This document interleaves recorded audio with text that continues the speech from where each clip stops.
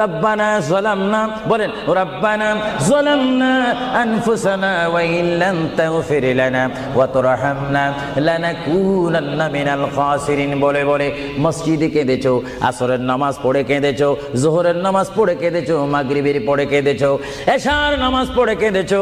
এ বান্দা, নামাজের মুসল্লা যখন বসে যাও, আমি আল্লাহকে তোমরা বারবার বল, আল্লাহ গো আমার গুনাহ মাফ করে দাও।